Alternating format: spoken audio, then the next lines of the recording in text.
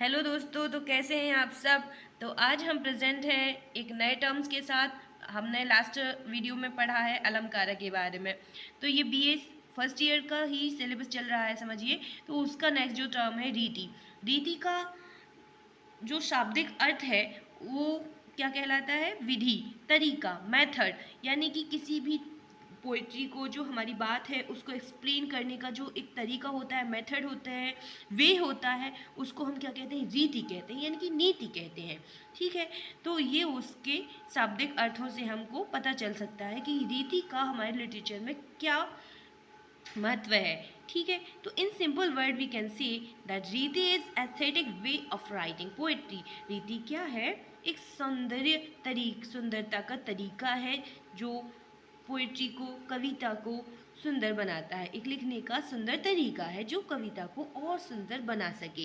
तो जो वामना है, Vamana is very important. He developed riti term, यानी कि इसको जो रीति है इसको डेवलप करने वाले कौन है? वामना। तो वामना ने क्या कहा है? According to Vamana, he defined that riti is a soul of poetry. रीति क्या है? पोइट्री की आत्मा है। जिस तरीके से just like a soul gives life to body, riti gives life and charm to poetry. यानी कि जैसे कि एक आत्मा शरीर को क्या करती है? जीवन प्रदान करती है। उसी तरीके से रीति क्या करती है? एक काव्य कृति को जीवंत कर देती है, उसको सुंदरता से भर देती है, चार्म देती है। किसको? पोएट्री को।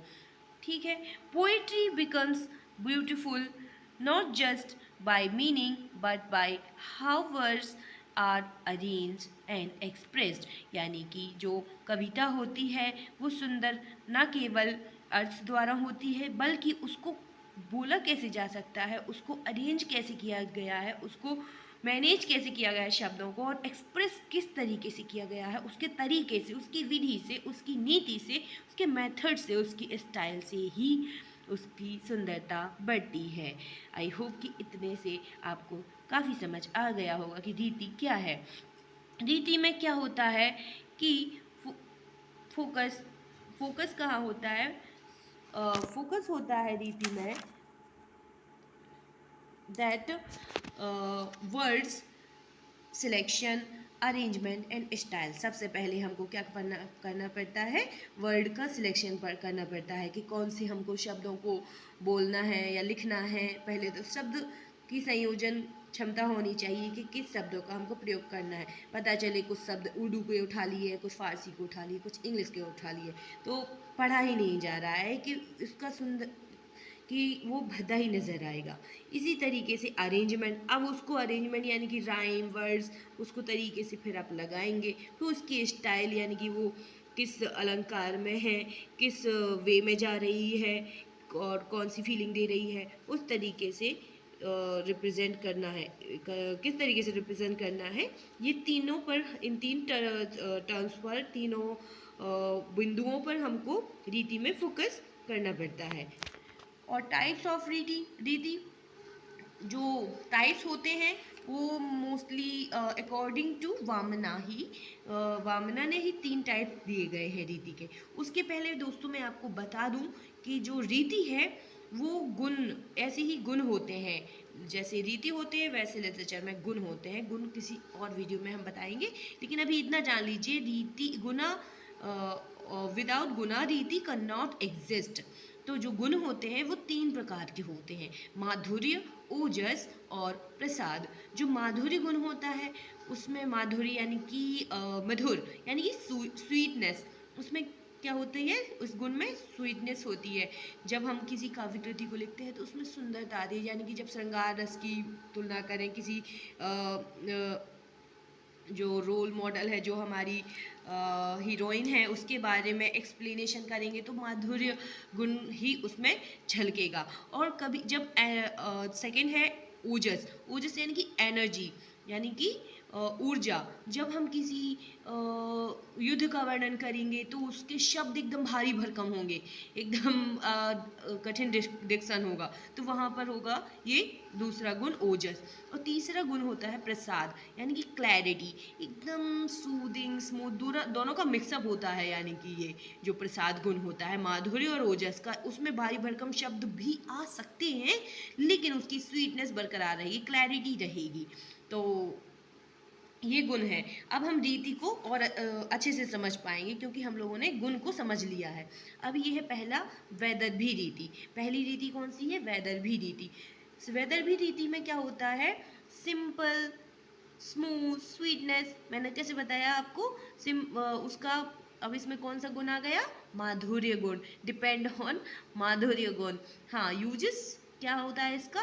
यूज होता है सॉफ्ट और प्लीजिंग वर्ड। इसमें कौन से शब्दों का यूज होगा कि जो आनंद प्रदान करें और सॉफ्ट हो, स्मूदिंग हो, पढ़ने में अच्छा लगे, एकदम पाठक बहता जाए उस चीज़ में। तो ये वाली क्या हो जाएगी? वैदर्भी रीति। बेस्ट ऑफ ऑल ये वैदर्भी रीति अपनाई किस में जाती है? Love, beauty, nature. जब प्रेम की प्रेम वाली कविताएं लिखें, जब ब्यूटी सुंदरता की कविताएं लिखेंगे, जब नेचर की, प्रकृति की कविताएं लिखेंगे, तब हम लोग क्या अपना सकते हैं? वैदर्भी रीति पर वर्क कर सकते हैं। ठीक है। फिर सेकंड है गौड़ी रीति।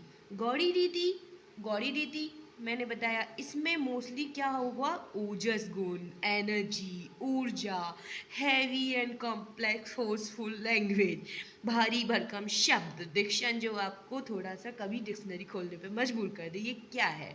टर्म्स ऐसे जो भाषा क्लिष्ट हो, रिच इन ओजस गुना। ये रिच यानी कि बहुत ओजस गुण से भरपूर, uses long compounds and strong word, यानी कि लंबे लंबे फ्रेजेस, लंबे लंबे शब्द, कठिन कठिन शब्दों का प्रयोग इस गौड़ीय रीति में होता है। आपने हिंदी की ही कविताएं ऐसी पढ़ी होंगी, बहुत ही जो कठिन रहती हैं कि जब युद्ध का वर्णन होता है तो एकदम उसके शब्दों को नॉर्मल इंसान नहीं समझ सकता है, जब कोई अगर लिटरेचर वाला है वही पढ़ के समझ सकता है। तो वो जो रीति होती है वो क्या कहलाती है? गौड़ीय रीति। ये किसके लिए अप्लाई होती है? इसमें लिखा है हीरोइज्म, एंगर एंड पावर, यानी कि किसी को हेरोइक दिखाने के लिए, उसकी पावर, उसका क्रोध, उसकी क्षमता, उसकी एनर्जी दिखाने के लिए, यानी कि उसको क्या पावरफुल दिखाने के लिए हम लोग क्या यूज़ करते हैं? गौड़ीय रीति। थर्ड वन इज पांचाली रीति। पांचाली रीति क्या होती है? एक बैलेंस्ड, मैंने क्या कहा था इसमें कि जो थर्ड वन है उसमें दोनों ही उपयुक्त होते हैं। कौन कौन? कि माधुर्य और गौड़ी, वो प्रसाद। थर्ड वन इज प्रसाद गुण, एंड इसमें क्या होता है? माधुर्य और ओजस का कॉम्बिनेशन आपको मिलेगा। पांचाली रीति balance style, moderate use of word and emotion, यानी कि ये बैलेंस स्टाइल है इसकी, शब्दों का बिल्कुल सही संयोजन, बहुत भारी भरकम शब्द नहीं, स्मूथ भी नहीं बहुत ज़्यादा, लेकिन मीडियम तरीके के शब्द इसमें यूज़ किए जाते हैं। बेस्ट फॉर जनरल थीम, ये किसके लिए अप्लाई होती हैं? गुड वर्सेस ईवल, यानी कि अच्छाई भी बुराई की, जब हम उसमें परिकल्पना लिखते हैं, कोई भी काव्य कृति लिखते हैं, करेज वर्सेस फियर, और life and death, friendship, love and all, जो सामान्य तरीके से सामान्य भावों को उत्पन्न करें, वो पांचाली रीति के अंतर्गत आते हैं। आई होप कि रीतियाँ इस वीडियो में समझ आ गया होगा और क्लैरिफाई हो गया होगा। अगर नहीं हो तो आप इस वीडियो को दोबारा से देख सकते हैं। Thank you. आज के लिए इतना ही, मिलते हैं एक नए टर्म्स के साथ।